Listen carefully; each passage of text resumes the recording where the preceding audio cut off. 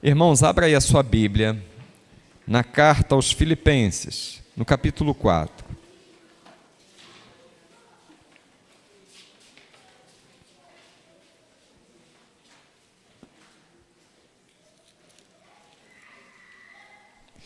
Irmãos, o capítulo 4 da carta aos Filipenses, ele é riquíssimo.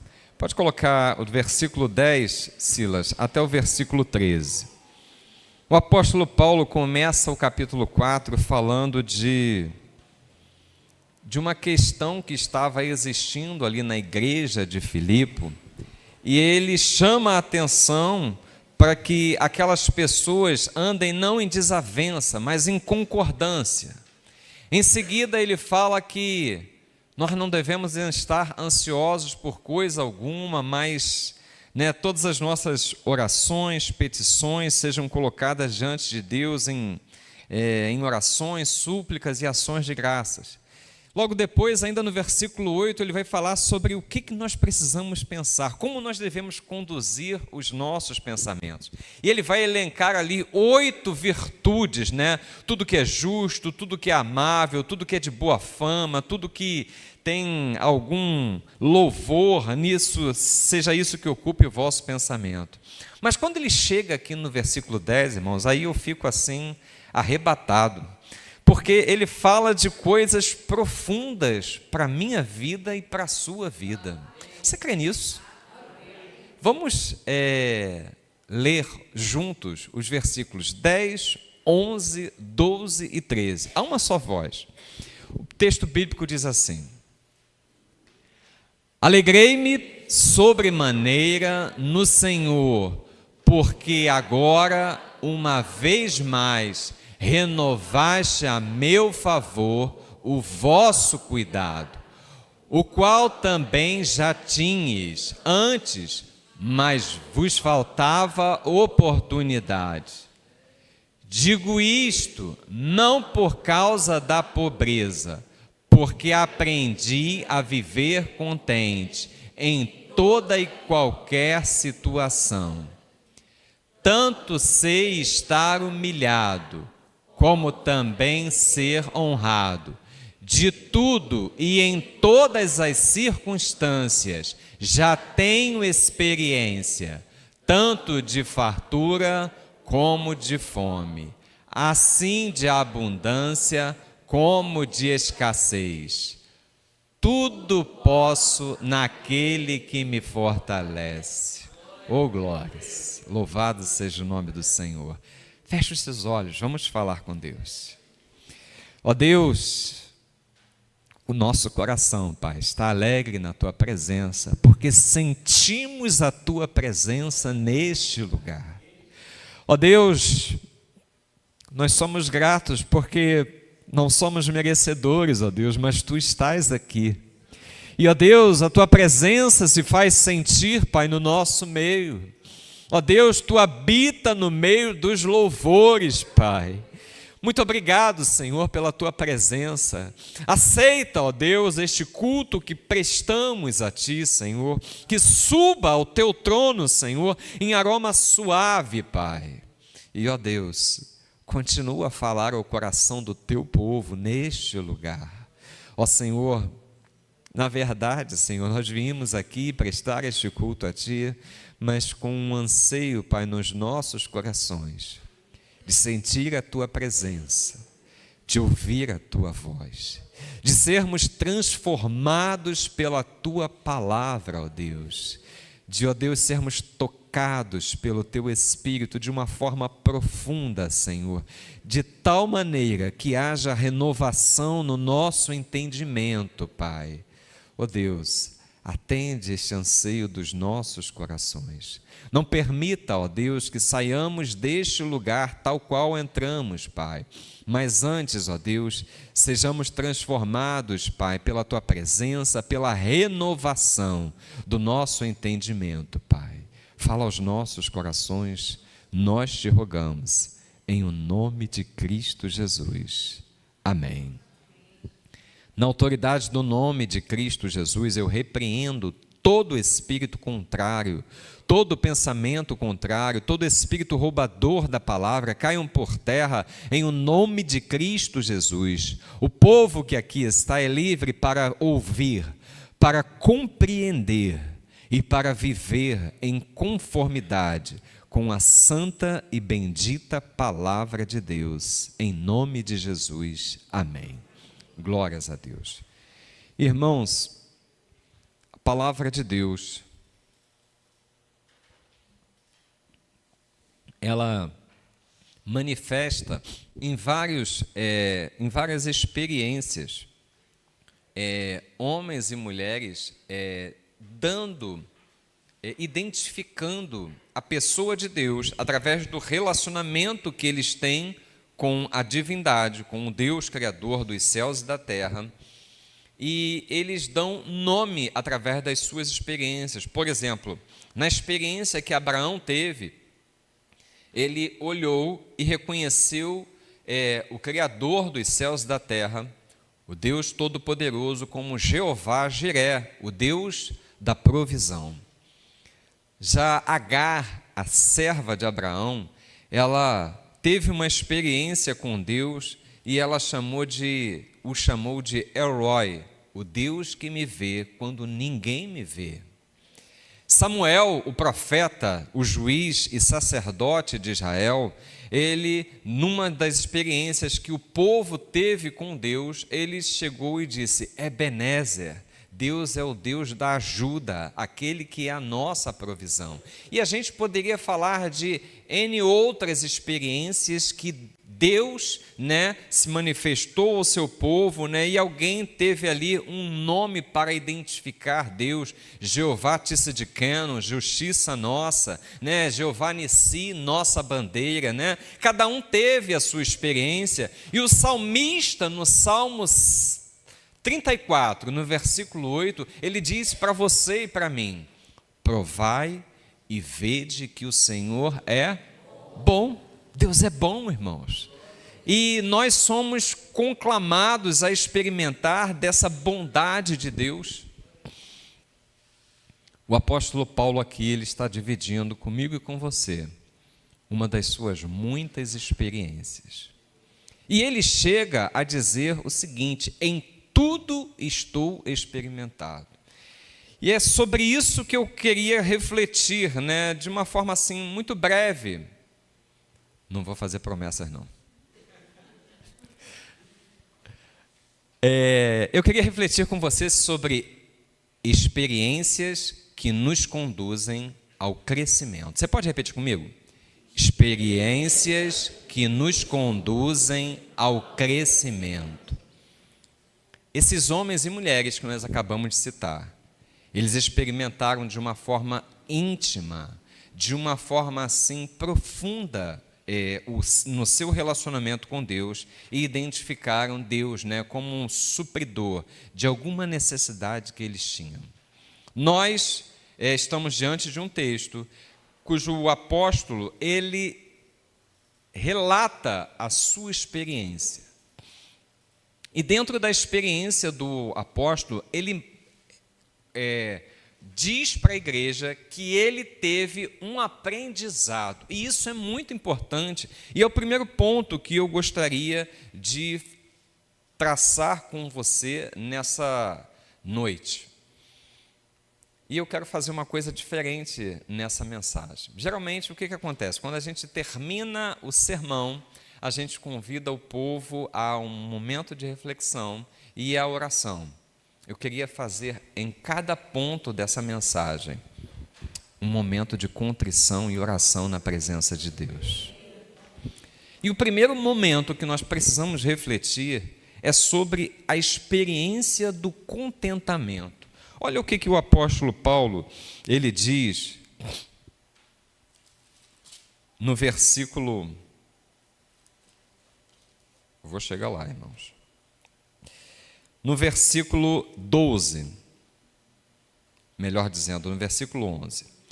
Digo isto, não por causa da pobreza, porque aprendi a viver contente em toda e qualquer situação. Irmãos, esse princípio do contentamento é algo poderoso na vida do crente. Por quê? Porque o contentamento, ele vai nos levar a um passo seguinte, que nós vamos trabalhar em cima do segundo ponto da mensagem. Mas o contentamento é algo que precisa ser aprendido, conforme o apóstolo está narrando aqui. Paulo, o apóstolo, ele não nasceu com esse contentamento. Ele está confessando aqui à igreja que foi algo que na sua caminhada com Deus, ele teve que aprender. Talvez esteja na hora de você e eu aprendermos a viver contente com Deus. Irmãos, nós éramos, ou melhor, nós somos, para ser o povo mais contente, alegre de toda a terra. Olha como é que o apóstolo Paulo começa o versículo 10. Ele diz assim: alegrei-me sobremaneira. Ele estava lançando uma palavra assim de entusiasmo, dizendo o seguinte: ele estava contente com aquilo que estava acontecendo. Ele estava manifestando assim alegria, no seu coração diante daquilo que estava acontecendo. O apóstolo Paulo estava aqui, se você pegar o contexto geral, ele estava tecendo altos elogios à igreja de Filipe por ela se tornar participante como sustentadora no seu ministério. E ele estava reconhecendo isso da face da igreja. Mas não é uma coisa fácil não, irmãos, nós vamos ver isso. E ele diz que não importa o momento que ele esteja vivendo na vida, tanto se ele estiver sendo humilhado, irmãos, como é difícil nós manifestarmos o contentamento, a alegria, quando nós estamos sendo humilhados. Mas, irmãos, a vida, ela tem desses percalços. A palavra de Deus diz assim: no mundo tereis o quê? Aflições. Ele não prometeu assim mar de rosa, olha, venha para Cristo que agora você é só alegria. Não, às vezes a gente fala, cumprimenta o irmão, ô irmão, como é que está? É só alegria, mas a gente está manifestando a vida ali em Cristo Jesus, mas a gente sabe que a palavra de Deus não diz isso. No mundo tereis aflições. E muitas vezes nós vamos não ser reconhecidos por aquilo que nós somos ou por aquilo que nós fazemos. Muitas vezes nós vamos ser maltratados, rejeitados e humilhados. Mas nós precisamos desenvolver em Cristo Jesus a capacidade de nos alegrarmos em Deus. Mesmo nesses momentos de dificuldades, mesmo nos momentos de escassez, porque um pouco mais acima, no versículo 10, ele diz assim, melhor dizendo, no 12, ele vai dizer assim, tanto sei estar humilhado, como também ser honrado, de tudo e em todas as circunstâncias já tenho experiência, tanto na fartura como de fome, assim de abundância como de escassez. Irmãos, ele está dizendo que por Deus ser presente na vida dele, ele pode ir de um extremo ao outro. Ele está dizendo o seguinte, imaginem o apóstolo, o histórico do apóstolo Paulo. Um homem que foi, segundo a seita dos fariseus, alguém que estudou aos pés de Gamaliel. Um homem que tinha cidadania romana, que não era para qualquer pessoa naquela época. Um homem que vinha de uma família abastada, mas que ele reputou tudo como nada, por amor de Cristo Jesus. E aí ele começou a experimentar, talvez, não as coisas grandiosas, porque quando ele fala assim, eu sei o que é ter fartura, de repente ele está se falando da vida anterior do Saulo, de Tarso, mas agora em Cristo Jesus, ele não tivesse tanta fartura assim, mas ele estava contente. Ele aprendeu a ficar contente, tanto tanto na fartura quanto na escassez, tanto sendo humilhado como sendo honrado. Irmãos, eu falei aqui que muitas vezes nós somos humilhados, mas Deus tem honra para a nossa vida também, amém? Ele é o primeiro que nos honra. Ele sabe quem você é, Ele sabe da tua integridade, Ele sabe do teu valor, Ele sabe de capacidades e habilidades que nem você mesmo reconhece em si, mas Ele te conhece. Por quê? Foi Ele quem te formou. Ele sabe o valor que você tem. Foi por isso que Cristo Jesus morreu, entregou a sua vida na cruz do Calvário, para que você, homem de Deus, mulher de Deus, fosse alguém em Cristo Jesus. Então Ele sabe do teu valor. O primeiro a nos honrar é Deus, e Ele tem cuidado de nós. Amém? Então, o contentamento é algo que você e eu, nós precisamos viver. É algo que nós precisamos desenvolver. Eu quero dividir uma experiência que eu tive na área do trabalho secular. Eu trabalho no órgão onde eu trabalho, irmãos, estou jurássico, eu acho que eu devo estar completando esse ano 28 anos. 28 anos que eu trabalho no órgão onde eu trabalho. E eu ingressei num cargo aonde, para que eu fosse promovido, eu tinha que fazer uma outra prova, um outro concurso. E eu via muitas pessoas na mesma condição que eu ingressarem com causa na justiça por conta de uma situação. Eles preenchiam alguns requisitos e as pessoas ingressavam com causa na justiça para serem promovidos, para um outro cargo, para um cargo, para ganhar uma promoção. E eu, assim, nunca abriguei aquilo no meu coração, porque eu falava assim, não, quando eu fiz prova para cá, eu fiz prova para esse cargo. Então eu não vou, ganhar essa situação através de uma questão judicial, porque eu achava que eu não estaria sendo assim honesto comigo mesmo, porque eu sabia o cargo, para o qual eu estava fazendo prova. Irmãos, mas depois de alguns anos ali naquele cargo, foi editada uma lei que favoreceu algumas pessoas que estavam no cargo que eu ocupava, para que eles fossem promovidos para um cargo acima, esse que eu teria que fazer uma prova. E eu não fiz nada assim, que pudesse fazer uma movimentação naquele sentido. Mas eu fui agraciado por Deus naquele momento. Eu olho para essa situação e vejo Deus em meu favor. Eu não quero ser assim presunçoso, não, mas eu quero reconhecer o favor de Deus. Eu vejo Deus em meu favor, movendo céus e terra, movendo leis para abençoar um filho seu. Irmãos, é assim que Deus faz na nossa vida. Não importa o que você esteja vivendo hoje, não importa o que você esteja passando hoje, o importante é você, como o apóstolo Paulo, reter a fé no seu coração e você entender que Deus, por tua causa, Ele vai mover céus e terra. Se Ele tiver que mudar leis, as leis serão mudadas para abençoar a tua vida.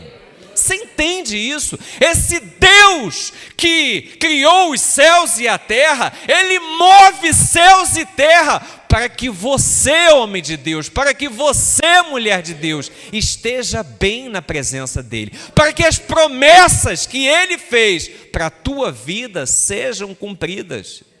Irmãos, eu posso dizer como Davi, ou como qualquer um outro, como Gideão: quem sou eu e quem é a minha casa para que venha uma lei específica e atinja ali a minha pessoa? Ninguém. Mas Ele tem cuidado de nós, irmãos.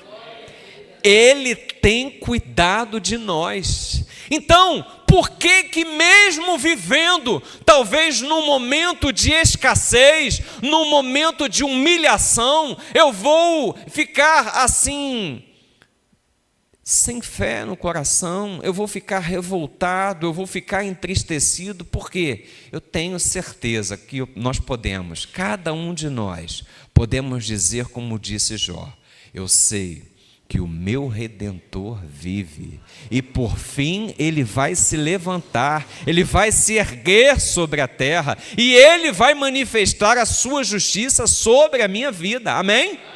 Então, eu e você, irmãos, diante desta fé, diante deste Deus que tem cuidado de nós, diante deste Deus que move céus e terra, nós precisamos aprender a ter um contentamento nas nossas vidas. É aprender, irmãos, isso não nasce com a gente. Parece que quando Adão pecou, esse tal de contentamento foi tirado de nós, e a gente fica ali, muitas vezes murmurando. Aprenda, irmãos, a ficar contente. Espera nele.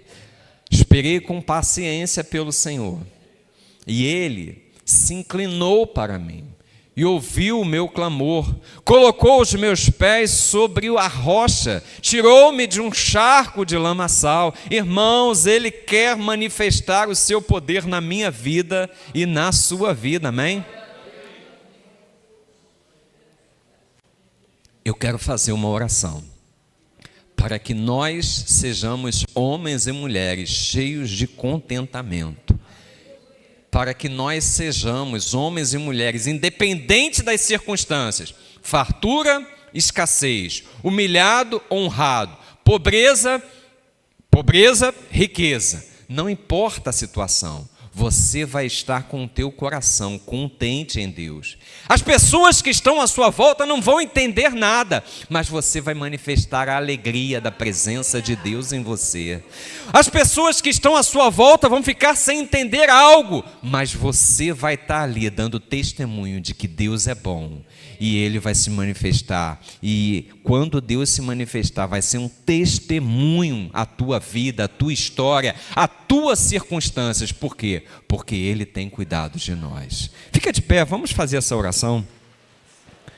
Glórias ao teu nome, Jesus, louvado seja o teu nome. Ó Deus, grande é o teu poder, Senhor. Nós, Senhor, queremos manifestar, Senhor, a nossa necessidade de aprendermos, ó Deus, o contentamento, assim como o teu filho manifestou, Senhor, o contentamento. Nós queremos, ó Deus, ainda que seja no momento de humilhação, ainda que seja, ó Deus, no momento de escassez, da pobreza, Pai querido, nós queremos confiar de que a tua boa mão é que nos sustenta, Pai. Ó Deus, dá-nos a alegria, dá-nos o contentamento em nós, Senhor. Dá-nos, ó Deus, como disse o profeta, Senhor, João aos soldados: contentai-vos com os vossos soldos. Ó Deus, em nome de Cristo Jesus, nós queremos ter um contentamento santo, ó Deus, entendendo, ó Pai, que Tu estás no controle de tudo, Senhor. Toma as nossas vidas, Senhor, nas Tuas mãos. Que nós sejamos, ó Deus, este povo sobre esta terra, a vivermos, ó Deus, plenos de contentamento na Tua presença. E, ó Deus, que o nosso testemunho possa atingir muitas e muitas pessoas que estão à nossa volta. Em o nome de Cristo Jesus. Em nome de Jesus. Amém, Pai. Glórias a Deus. Podeis sentar, irmãos. Glórias a Deus. Irmãos, outra coisa que talvez não esteja muito clara nesse texto, mas é algo que destaca, o Espírito falou muito ao meu coração. É sobre as faltas e a postura que o apóstolo tem de gratidão. Olha o que ele diz no versículo. Versículo 10: alegrei-me sobremaneira no Senhor, porque agora, uma vez mais, renovastes a meu favor o vosso cuidado, o qual também já tinhas antes, mas vos faltava o oportunidade. Irmãos, Paulo está dizendo aqui que a igreja de Filipe, pelo menos por 2 oportunidades, essa que ele está falando agora e uma anterior, eles chegaram junto com o sustento do apóstolo. Paulo não tinha por hábito o ser pesado às igrejas, por isso ele exercia, a profissão de fazedor de tendas. E quando ele escreve as cartas à igreja de Corinto, ele deixa isso muito claro, que ele não vivia do sustento da igreja, mas ele mesmo se sustentava para que ele pudesse ter essa honra diante de Deus, de que não foi pesado a nenhuma igreja. Mas mesmo sem ele pedir, os filipenses contribuíram, ajudaram no sustento do apóstolo por 2 vezes. Irmãos, mas eu pergunto a vocês, dentro da história da vida do apóstolo Paulo, foram somente 2 vezes que ele precisou? Não, com certeza. Tem um sociólogo, tivemos um sociólogo no Brasil, o Betinho, que disse o seguinte: quem tem fome tem pressa. Então, a fome bate, a necessidade vem e muito mais do que 1, 2, 3, todos os dias nós precisamos nos alimentar, todos os dias no ministério o apóstolo manifestou necessidade. Mas por 2 vezes, os filipenses foram aqueles que sustentaram, mandaram provisão para muitos dias para o ministério do apóstolo Paulo. Mas para todas as outras vezes, ele diz aqui, o vosso cuidado, o qual também já tinhas antes, mas vos faltava oportunidade. Eu quero falar com vocês o seguinte: nós precisamos, como fruto do contentamento nas nossas vidas, desenvolver o hábito da gratidão. Isso, irmãos, é importante porque essa questão da gratidão não é apenas uma postura que nós tomamos, é a forma como eu e você observamos a vida. E isso é que vai nos conduzir à gratidão. O apóstolo, ele podia olhar para a igreja da Macedônia e falar assim: olha, eu tive diversos meses aqui, eu tive diversas semanas, eu passei anos sem receber nada da parte de vocês, mas ele não estava olhando para o momento pelo qual ele não recebeu, porque ele não esperava nada dos filipenses, ele estava olhando para aquilo que ele recebeu e manifestando a sua gratidão. Irmãos, quantas vezes eu e você, nós costumamos olhar para a vida por aquilo que nós não temos, por aquilo que nós não recebemos, por aquilo que Deus ainda não nos abençoou, e somos, por conta disso, por conta dessa ótica truncada, por conta desse olhar errado, ingratos para com Deus e muitas vezes ingratos para com aqueles que estão à nossa volta. Por quê? Porque nós olhamos, insistimos em olhar para a existência, em olhar para a vida por aquilo que nós não temos. Olha o que aconteceu com Davi. Davi, para mim, é o exemplo assim, mor. Davi intenta no seu coração, e ele divide isso com o profeta Natã, e ele fala assim: olha, vou construir uma casa para Deus, porque não é possível, eu vivo num palácio de cedro, e a arca da aliança, que representa a presença de Deus, está ali num tabernáculo, numa coisa feita ali, do tempo ainda que Israel vivia no deserto, uma coisa tribal. Eu vou fazer uma casa decente, uma casa onde manifeste a honra ao nosso Deus. E Davi coloca isso no coração. Natã, um profeta de Deus, um homem de Deus, ele fala assim: Davi, eu sei que Deus é contigo, vai, porque Deus vai abençoar tudo que você fizer. Irmãos, Natã não chegou a sair do palácio.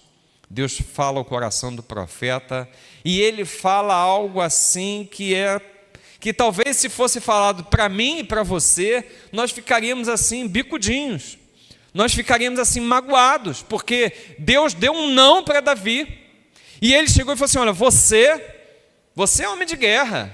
Ele falou através do profeta, você tem a sua mão manchada em sangue, então você não vai construir uma casa para mim não.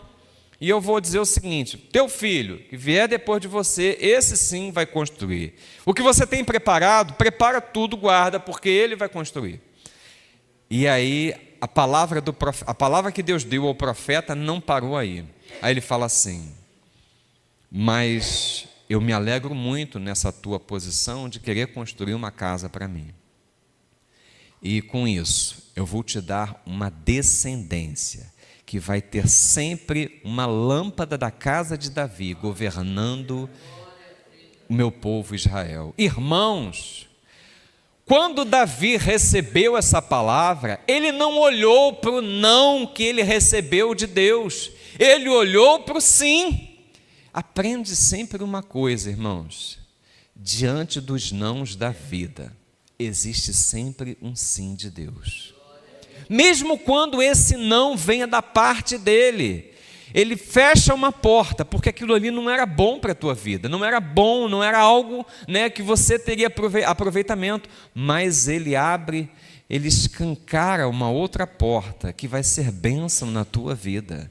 Então, diante dos nãos, né, seja da onde que esse não vier, tem sempre algo bom da parte do nosso Deus. Davi olha para essa palavra do profeta, ele não se contém, irmãos, ele vai no templo e ele agradece a Deus. Ele falou assim, Senhor, quem sou eu e quem é a minha casa para que o Senhor manifeste tanta bondade para comigo? Eu, não sou nada, não almejava ser nada, o Senhor ainda promete algo para minha posteridade. E aí ele fala, Senhor, se cumpra em mim a tua palavra. Irmãos, ele foi lá agradecer a Deus, porque ele tinha um olhar preparado para olhar os sims de Deus. Irmãos, que as palavras da nossa boca e o meditar do nosso coração sejam agradáveis a Deus. Que nós tenhamos, como disse Cristo Jesus, se os teus olhos forem bons, todo o teu corpo terá luz. Irmãos, que nós tenhamos bons olhos para entender os sims de Deus, o tempo de Deus sobre as nossas vidas e olharmos com corações gratos por aquilo que Ele tem feito nas nossas vidas. Eu convido você para olhar para a sua vida, olha para a sua história. Eu estou olhando para a minha história.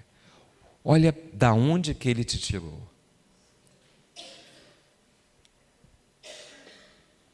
Irmãos, nós poderíamos aqui passar a noite testemunhando, se a gente abrisse aqui a oportunidade para testemunhar da onde Deus nos tirou. Ele tem cuidado de nós, Ele tem sido aquele que tem estendido a sua boa mão sobre as nossas vidas. Ele tem sido Deus da provisão, Ele tem sido Deus do sustento, Ele tem sido Deus que tem nos guiado por muitos desertos, Ele tem sido o Deus que tem se feito presente nas nossas vidas. Olha para os sims de Deus.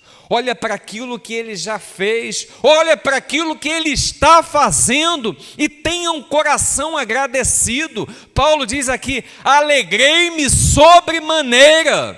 Se alegre sobremaneira na presença de Deus. Se alegre porque você já tem conseguido muitas coisas. E eu não estou falando, irmãos, nem mesmo de bens materiais, eu estou falando porque Ele nos tirou da morte para a vida, amém? Ele nos sustenta, Ele nos guarda, é dele que vem o fôlego de vida. Eu e você precisamos entender que um coração grato é um coração resolvido diante de Deus. Irmãos, a gratidão, ela tem o poder de nos levar para outros níveis na fé em Cristo Jesus. A gratidão, ela tem o condão de nos colocar em patamares elevados na presença de Deus. A gratidão é algo que vai mover o coração de Deus, vai mover a mão de Deus sobre as nossas vidas.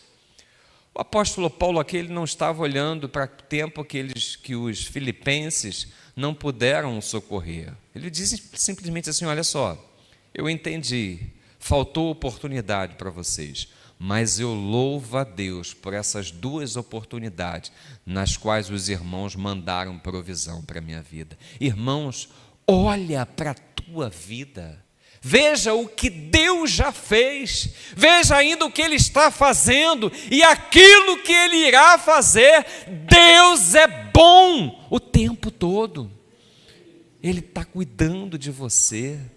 Seus santos anjos andam ao seu redor, guarnecendo, protegendo, livrando você a cada dia do mal, porque você entregou a sua vida a Cristo Jesus. A palavra de Deus diz que aqueles que são de Cristo, o maligno não o toca. Você crê nisso? Não toca. Você está guardado e protegido por Deus. Tenhamos um coração grato. Olhemos para a vida por aquilo que Deus já fez por nós e sejamos agradecidos. Olhemos pela vida por aquelas pessoas que são instrumento nas mãos de Deus para nos abençoar e sejamos agradecidos. Alegrem-se sobremaneira. Por quê? Porque Ele tem cuidado de nós.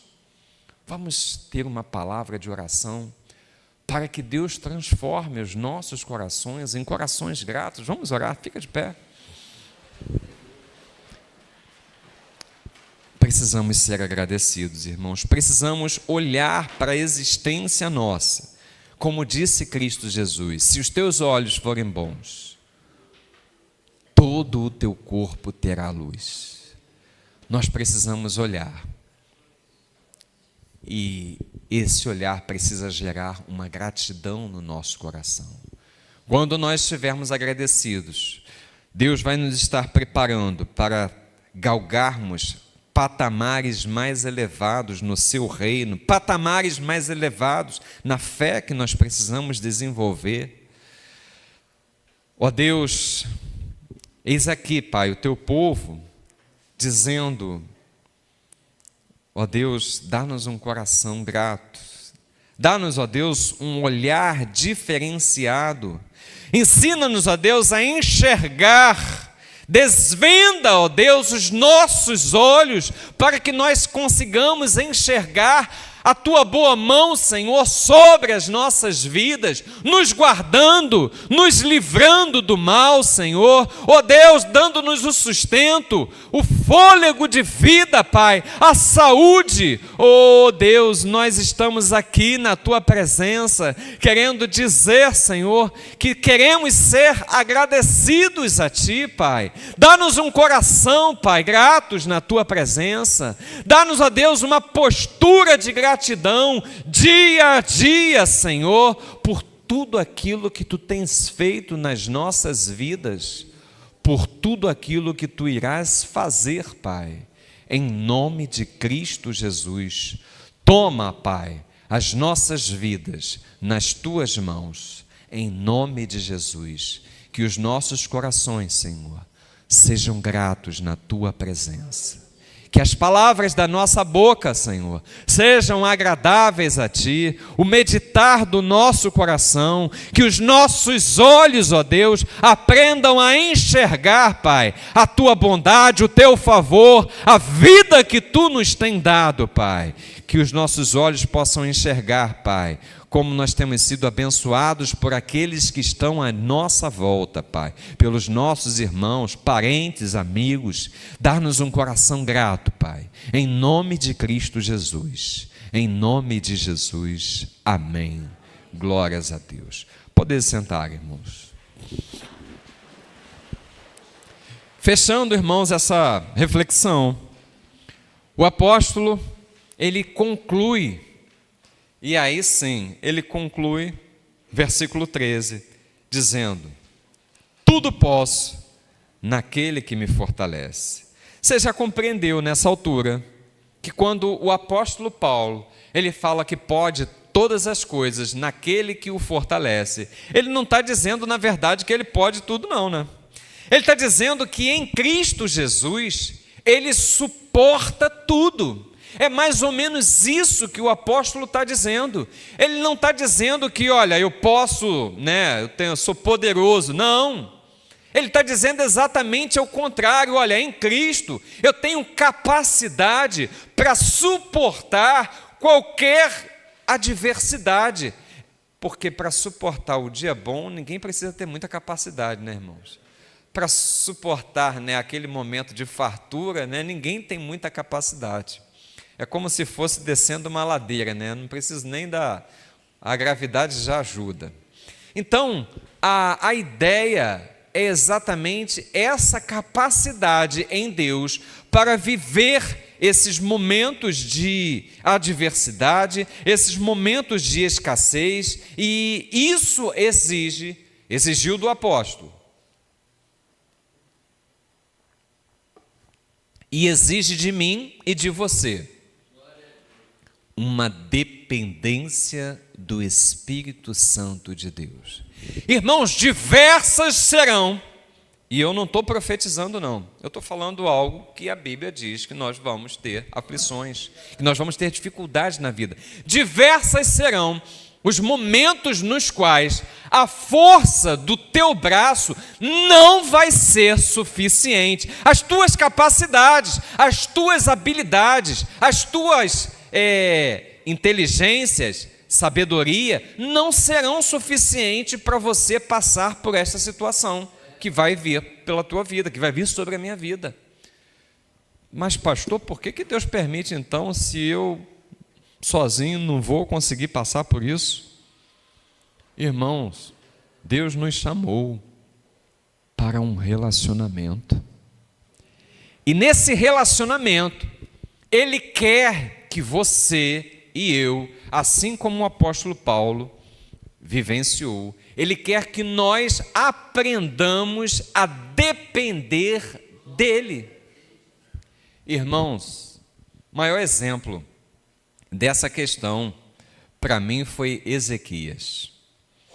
Ezequias viveu num tempo onde o reino do sul, Judá, já não tinha assim tanta glória, tinha limitações, um território ali muito limitado, e a Assíria, que era a potência da época, tomando conta de várias terras, se engraçou com Jerusalém e disse: olha, não tem jeito, eu vou conquistar e eu vou entrar nessa cidade.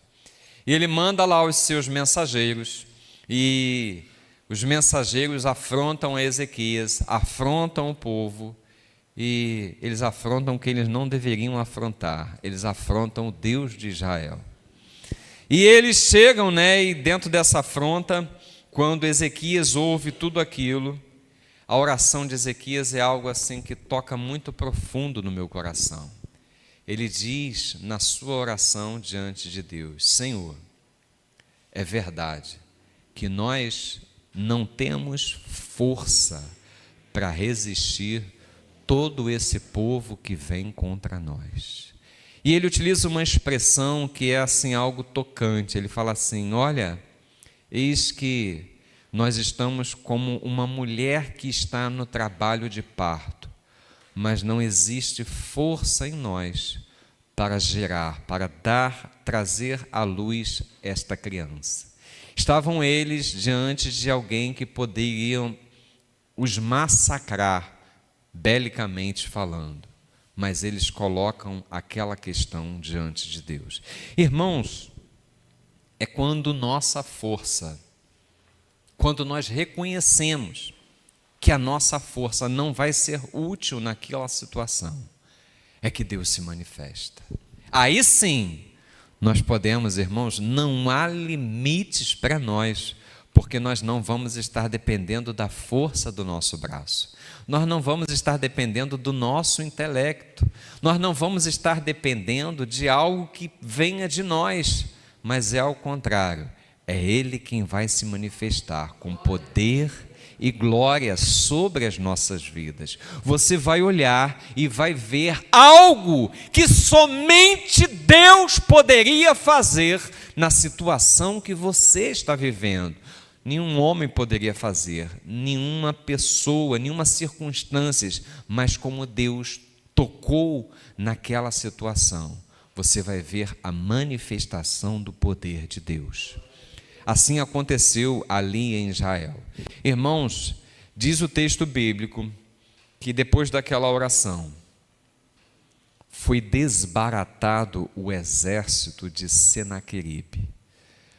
Tocou uma guerra, ele teve que tocar em meia volta, em retirada. Ainda saiu ameaçando o povo de Israel, mas ele teve que tocar em retirada.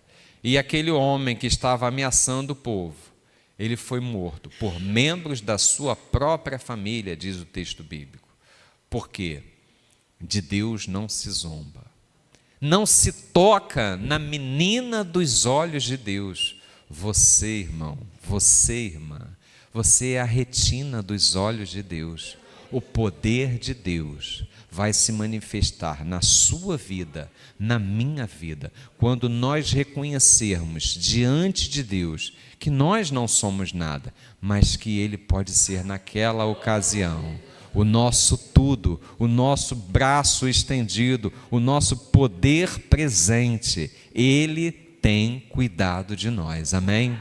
Então, quando Paulo, o apóstolo, ele diz: tudo posso naquele que me fortalece, ele está dizendo: olha, eu sei que o meu braço é muito fraco, eu sei que em mim mesmo, eu não tenho resistência, eu sei que em mim mesmo existem muitas dificuldades, mas em Cristo Jesus, quando Ele vem com o seu poder, quando Ele manifesta a sua glória, aí sim não há limites para o que possa acontecer, para o que eu possa fazer, porque em Cristo Jesus eu posso muito mais, eu posso todas as coisas. Irmãos, quantas são as situações que nós estamos tentando resolver?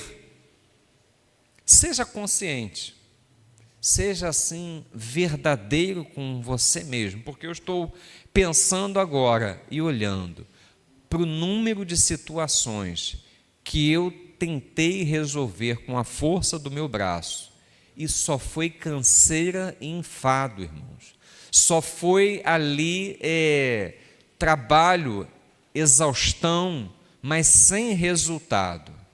Mas quando nós dobramos o nosso joelho, quando nós elevamos os nossos olhos aos montes, de onde nos vem o socorro chega, a mão dele se manifesta, e ele vem com poder, com glória, e o nome do Senhor é glorificado na sua vida, é glorificado na minha vida. Por quê?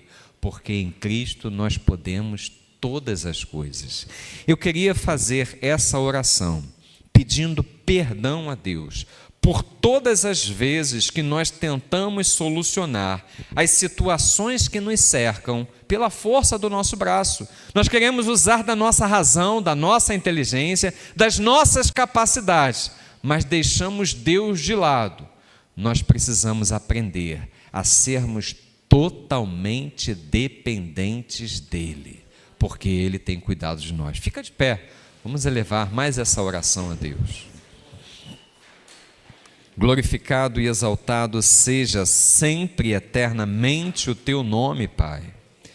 Ó Deus, olhando para trás, Senhor, não são poucas as situações nas quais nós olhamos para as nossas vidas e vemos, ó Deus, nós assim tentando solucionar, resolver questões, Senhor, pelas nossas próprias capacidades e habilidades, ó Deus, esquecendo, ó Deus, do Teu poder, do Teu cuidado, do Teu amor, do Teu carinho, Senhor, que Tu tens para com as nossas vidas. Ó Deus, em nome de Cristo Jesus, nós queremos reconhecer as nossas faltas, ó Deus, sobre esta questão, Senhor, e Te pedir perdão, Senhor. Queremos, ó Deus, aprender a ser totalmente dependentes de Ti, Senhor.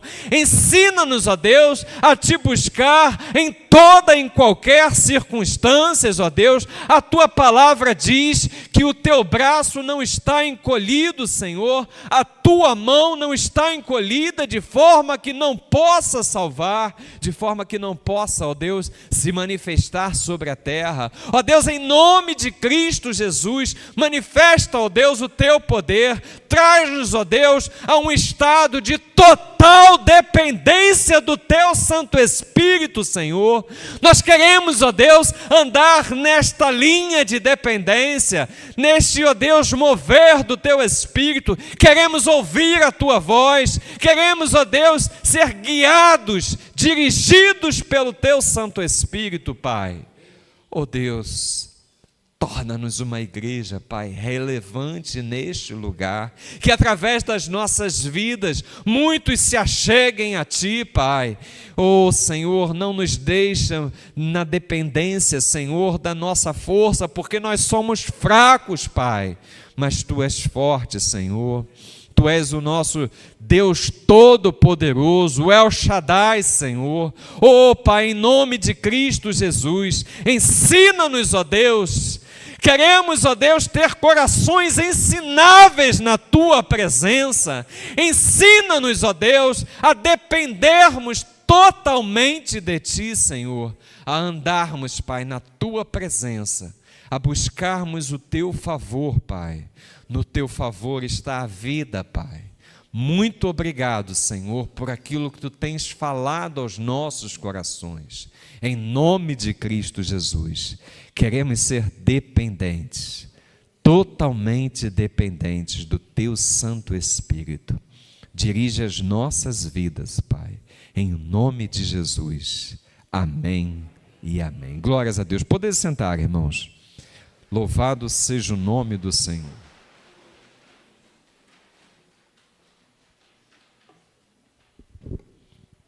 Eu e você, assim como o apóstolo Paulo, precisamos viver as nossas experiências. Irmão Jacó, ele teve uma experiência profunda quando ele atravessou o val do Jaboque. Ele foi tocado na sua perna e o nome dele foi mudado de Jacó para Israel, príncipe de Deus. Eu e você, irmãos, precisamos experimentar e entender e perceber e enxergar a bondade de Deus que tem se manifestado nas nossas vidas. Amém? Você recebe essa palavra? Diga assim: eu recebo em nome de Jesus. Glórias a Deus. Ele tem cuidado de nós. Nós precisamos aprender. Eu queria chamar aqui o Ministério de Louvor. Nós precisamos aprender a viver com contentamento. E isso vai ser um testemunho para todos quantos estão à sua volta.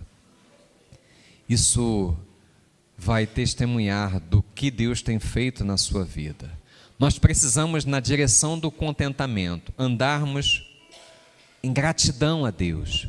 Porque a gratidão vai nos levar a patamares mais elevados da fé. Vai nos elevar a patamares, mais elevados dentro do reino de Deus. Irmãos, um coração grato é um coração resolvido. Um coração grato é um coração que agrada ao Pai. E nós precisamos andar em dependência total do Espírito Santo de Deus. Porque aí vamos poder dizer, como o apóstolo Paulo: em Cristo Jesus, eu posso todas as coisas. Ou até melhor, em Cristo Jesus, eu suporto todas as coisas. Amém? Glórias a Deus. Fica de pé, vamos adorar ao Senhor.